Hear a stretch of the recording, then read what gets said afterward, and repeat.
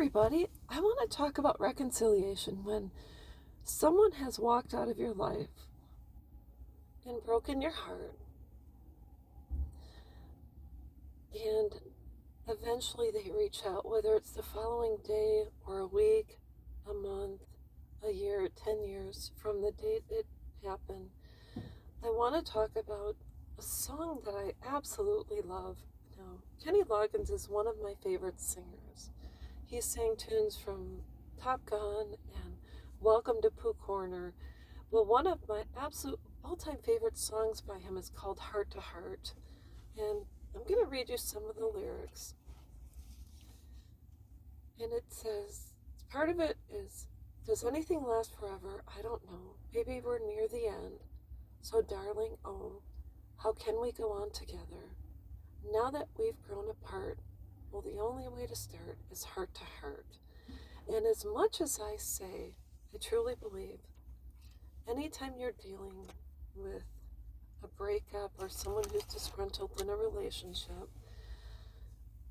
a lot of times, for some odd reason, people are afraid to express themselves. Why? I don't know. And maybe it's because they know that their discussion or conversation might not have a warm reception. I can be honest, when I was younger and I joined the military, I never had a conversation with my mom about our relationship and how I felt. And it wasn't until many years later that I sat down with her and I had a heart to heart, and I told her there were certain attributes during my upbringing that at times I didn't feel safe, or there's certain situations that caused me anxiety. And I didn't have that heart to heart with her until I got older. And so I think when our children break free, are they afraid? Possibly. And I think if you were like me and your kids say, Mom, I'm going to move out, and I think, first of all, your heart sinks, and second of all, you're afraid, and you say, no, you don't have to leave, and we can work it out. And I think a lot of times they forego really talking with us for good reason, because sometimes we overreact, and sometimes we cry, and sometimes we beg and plead and try to bribe them to stay. But I think when someone has walked away and they've been, you've been left brokenhearted, I think if they want to return and they want to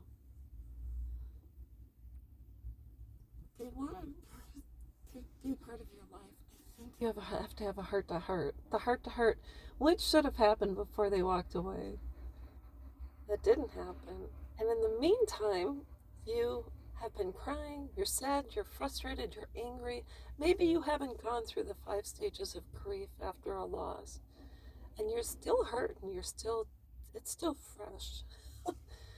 And so the only way, I truly believe, is if you can have other people around who can be a sounding board, who can de-escalate the situation, to say, you know what, if you just hear each other out, and to kind of be the referee, that would be fantastic.